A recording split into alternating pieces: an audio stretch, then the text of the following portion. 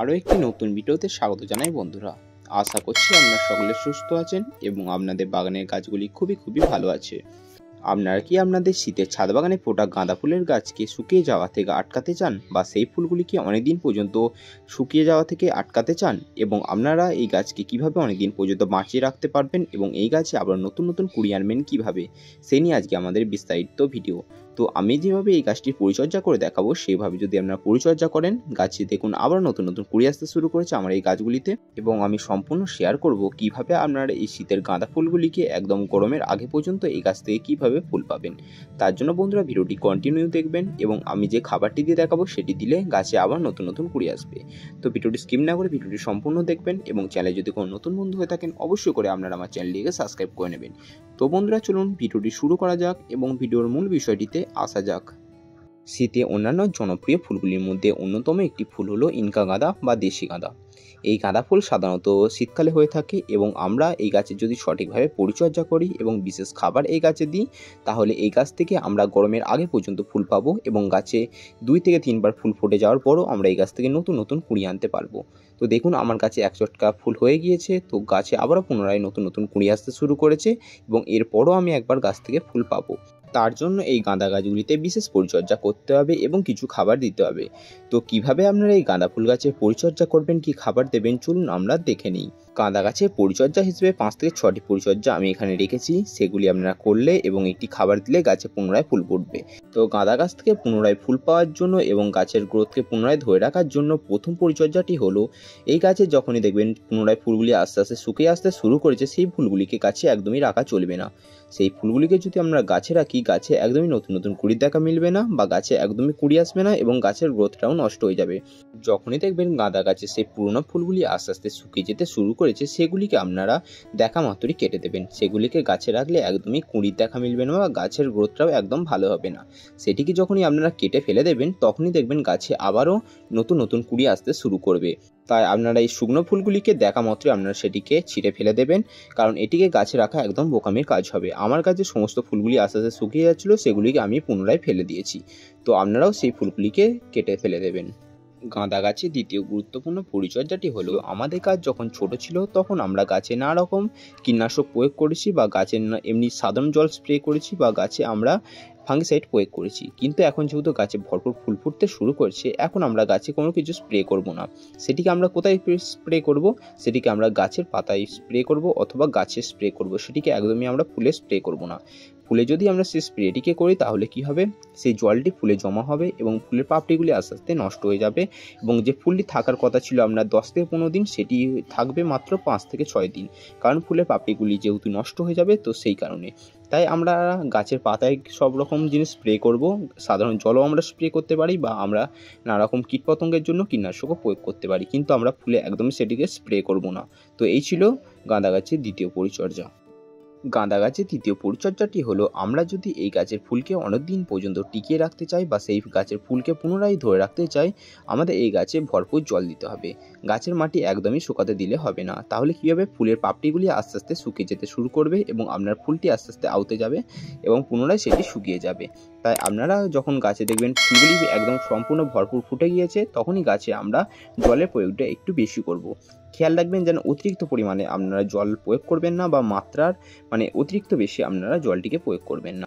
আমরা যদি এই সময় গাছে প্রয়োজনের তুলনায় একদম কম পরিমাণে জল দিই, তাহলে কী হবে, ফুলগুলি আস্তে শুকিয়ে যাবে এবং গাছটি আস্তে শুকিয়ে যেতে শুরু করবে। তাই আমরা গাছে এখন জলের প্রয়োগটা একটু বেশি করব, আর আমরা গাছে মাত্রার বেশি আমরা জল দেব না। জল দিলেই দেখবেন গাছ আপনার সতেজ সুন্দর থাকবে, এবং গাছের ফুলগুলি অনেকদিন পর্যন্ত ধরে রাখবে।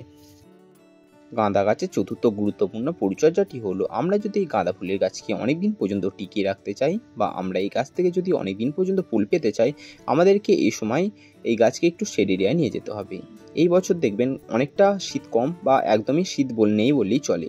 অন্যান্য বছরের তুলনায় এই বছর শীতের ঠান্ডা অনেকাংশেই কম, কিন্তু রৌদ্রের তাপমাত্রা অনেক বেশি। এখন দেখবেন আপনার গাছগুলি যদি রৌদ্রে রাখা থাকে, দেখবেন গাছগুলি আস্তে নেতিয়ে যেতে শুরু করে। আমার গাছগুলি আস্তে নেতিয়ে যেতে শুরু করেছিল, এখন রৌদ্রের তাপমাত্রা বেশ ভালোই হয়ে গিয়েছে। যদি আপনার মনে হয় গাছগুলি রৌদ্রটা সহ্য করতে পারছে না বা রৌদ্রে রাখলে গাছটি অনেকাংশে নেতিয়ে যেতে শুরু করেছে, তখন আপনারা এই গাছটিকে একদম শেড এরিয়ায় নিয়ে চলে যাবেন। সেখানে কমপক্ষে 3 থেকে 4 ঘন্টা সকালে রৌদ্রটা পেলেই যথেষ্ট। আর যদি মনে হয় রৌদ্র আপনার গাছ সহ্য করতে পারছে, আপনার গাছ নেতিয়ে মানে আর কি যাচ্ছে না, তাহলে আপনার গাছটিকে আপনারা একদম ডাইরেক্ট সানলাইটেই রাখবেন। যদি মনে হয় গাছটি নেতিয়ে যাচ্ছে, তখন আপনারা গাছটিকে শেড এরিয়ায় নিয়ে চলে যাবেন। এটি গাছের উপর নির্ভর করছে বা আপনাদের ওখানে আবহাওয়ার উপর নির্ভর করছে। যদি আপনারা গাঁদা ফুলের গাছকে অনেক দিন পর্যন্ত সার্ভাইভ করাতে চান এবং সেই গাছ থেকে ফুল পেতে চান, তাহলে আপনারা বুঝে সেই গাছটিকে শেড এরিয়ায় নিয়ে চলে যাবেন বা ডাইরেক্ট সানলাইটে রাখবেন। গাঁদা গাছের পঞ্চম পরিচর্যাটি হলো, এখন দেখবেন শীত একদম নেই বললেই চলে, কিন্তু বন্ধুরা একদম সকালবেলায় কুয়াশায় একদম আকাশ ভরে যাচ্ছে বা চারিদিক ভরে যাচ্ছে, তখন কিন্তু আপনারা আপনাদের গাছে ফাঙ্গিসাইড প্রয়োগ করবেন। কারণ এই শিশিরই নানা রকম গাছের সমস্যা দেখা দেয়। আপনার গাছে ফাঙ্গাসে আক্রমণ হয় বা ধসা আক্রমণ হয়, তাই আপনারা সপ্তাহে 1 বার কিংবা 2 বার করে খুব ভালো মানের ফাঙ্গিসাইড আপনারা গাছে স্প্রে করবেন। আপনারা কড়া রৌদ্রে সেটিকে প্রয়োগ করবেন। আমি আমার গাছে সপ্তাহে 2 বার করে খুব ভালো মানের ফাঙ্গিসাইড প্রয়োগ করি। আমি আমার গাছে স্যাপ ব্যবহার করি। আপনারা M45 বেবিস্টার আপনারা সেটিকে ব্যবহার করতে পারেন। তো স্যাপ ব্যবহার করলে সবথেকে ভালো হয়। 1 লিটার জলে 1 চামচ নেবেন এবং সেটিকে খুব ভালোভাবে ঝাঁকিয়ে নেবেন এবং সেটিকে আপনারা গাছে প্রয়োগ করবেন। সেটিকে আপনারা কড়া রৌদ্রেও করতে পারেন। কড়া রৌদ্রে করলে একটু ভালো হয়। পাশাপাশি যদি আপনার গাছে এখন মাইটস বা মাকড়ের আক্রমণ দেখা দেয়, তাহলে আপনাকে গাছে কাকা প্রয়োগ করতে হবে। কারণ আপনার গাছ থেকে যদি ফুল পেতে চান, আপনার গাছকে বাঁচিয়ে রাখতে হবে। তো এই সময় দেখবেন গাছে মানে ম্যাপ পোকা বা গাছে মাকড় আক্রমণ বেশি দেখা দেয়। তার জন্য আপনারা গাছে সুপার সোনাটা বা কাকা গাছে আপনারা ব্যবহার করতে পারেন। তো কাকা বা সুপার সোনাটা আপনারা 1 লিটার জলে 30 ফোঁটা নেবেন এবং সেটিকে খুব ভালোভাবে ঝাঁকিয়ে নেবেন এবং গাছে প্রয়োগ করবেন। কিন্তু সেটিকে একদমই ফুলে প্রয়োগ করবেন না, আমি আগেও বললাম। সেটিকে আপনারা গাছের পাতায় প্রয়োগ করবেন। আপনার গাছ থাকবে সতেজ ও সুন্দর এবং গাছে আবার নতুন নতুন পাতা আসতে শুরু করবে, গাছে নতুন নতুন কুড়ি দেখা মিলবে। আপনার গাছ যদি সুস্থ থাকে, সেই গাছ থেকে দেখবেন আবার নতুন নতুন ফুল পাবেন। কিন্তু গাছ যদি একদমই ভালো না থাকে, সেই গাছ থেকে আপনারা ফলের আশা একদমই করতে পারবেন না। গাঁদা গাছের ষষ্ঠম পরিচর্যা বা শেষ পরিচর্যা হিসেবে যে পরিচর্যাটি আপনাদেরকে করতে হবে, সেটি হলো গাছে খাবার প্রয়োগ। আপনারা যদি গাছে নতুন করে কুঁড়ি আনতে চান এবং গাছকে ধরে রাখতে চান, তো আপনাদেরকে গাছে খাবার প্রয়োগ অবশ্যই করতে হবে। কারণ যদি আপনার গাছের মানে গ্রোথই ভালো না থাকে, আপনারা সেই গাছ থেকে একদমই ফুল পাবেন না। তো এই খাবার হিসেবে আপনারা এই সময় জৈব উপায়ে একটি খাবার দিতে পারেন এবং রাসায়নিক উপায়ে একটি খাবার দিতে পারেন। একটি হলো তরল খাবার আর একটি হলো রাসায়নিক খাবার। তো তরল খাবার হিসেবে আপনারা এই সময় গাছে একটি খাবার দিতে পারেন, যেটি হলো কলার খোসা পচানো জল। গাছে নতুন নতুন কুঁড়ি আনতে পটাশিয়াম গাছে খুবই প্রয়োজন, যেটি কলার মধ্যে অনেক পরিমাণেই রয়েছে। তাই আপনারা ঘরোয়া উপায়ে গাছে কলার খোসা পচানো জল গাছে দিয়ে যেতে পারেন সপ্তাহে 2 বার। গাছে আপনারা যদি কলার খোসা পচানো জল দেন, দেখবেন গাছে 8 থেকে 10 দিন পর গাছে আবার নতুন করে গ্রোথ আসবে, গাছে ঝাঁকে ঝাঁকে কুঁড়ি আসতে শুরু করবে। তাই আপনারা কলার খোসাটিকে ফেলে না দিয়ে সেটিকে খুব ভালোভাবে কুচি কুচি করে কেটে নেবেন এবং সেটির সঙ্গে আপনারা 1 সপ্তাহ পর সেটিকে খুব ভালোভাবে ছেঁকে নেবেন এবং সেটির সঙ্গে অর্ধেক পরিমাণের জল মিশিয়ে সেটিকে আপনারা গাছে প্রয়োগ করবেন সপ্তাহে 2 বার।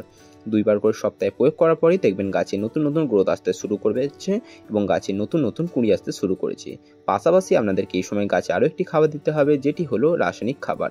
আপনারা যদি কলার খোসা পচানো জল দেন, এটিকে না দিলেও চলবে, কিন্তু আপনারা যদি গাছে রাসায়নিক খাবার দেন, সেক্ষেত্রে আপনারা এটিকে দিতে পারেন, যেটি হলো NPK 10-26-26 বা সুফলা। NPK 10-26-26 এর মধ্যে আছে পটাশিয়াম, নাইট্রোজেন এবং নানা রকম উপাদান, যা আপনার গাছে নতুন নতুন কুঁড়ি আনতে সহায়তা করবে, ফুল আনতে সহায়তা করবে এবং আপনারা যদি ফলের গাছে দেন, সেই গাছেও খুব সুন্দর রেজাল্ট দেখা দেবে। তাই আপনারা কি করবেন, আপনারা যদি 8 থেকে 10 ইঞ্চি সাইজের টবে আপনারা গাছ প্রতিস্থাপন করেন, সেক্ষেত্রে 8 থেকে 10টি মতো দানা আপনারা গাছে প্রয়োগ করবেন। তো আপনারা 8 থেকে 10টি মতো দানা গাছে প্রয়োগ করবেন এবং অবশ্যই গাছে খাবার দেওয়ার আগে গাছের গোড়া মাটিকে খুব ভালোভাবে খুঁচিয়ে নেবেন এবং সেই 8 থেকে 10টি মতো দানা টবের চারিদিকে খুব ভালোভাবে দিয়ে দেওয়ার পর গাছে আপনারা ভরপুর জল দিয়ে দেবেন। তো এই যে খাবারটি বললাম, এটিকে গাছে দিলে গাছে আবার নতুন নতুন ঝাঁকে ঝাঁকে কুঁড়ি আসতে শুরু করবে, গাছের গ্রোথ হবে খুবই সুন্দর। দেখুন, এগুলি হচ্ছে আমার দেশি গাঁদা। দেখুন গাছের গ্রোথ কত সুন্দর হয়েছে। এগুলিতে একদম গরমেও ভরপুর ফুল পাওয়া যাবে। তো আমি যেভাবে এই গাছগুলি পরিচর্যা করতে বললাম, যে খাবারটি দিতে বললাম এবং যেভাবে কেয়ারগুলি করতে বললাম, সেগুলি করে দেখবেন গাছের গ্রোথ হবে খুব সুন্দর। আপনারা গরমের আগে পর্যন্ত এই গাছ থেকে প্রচুর আপনারা ফুল পাবেন।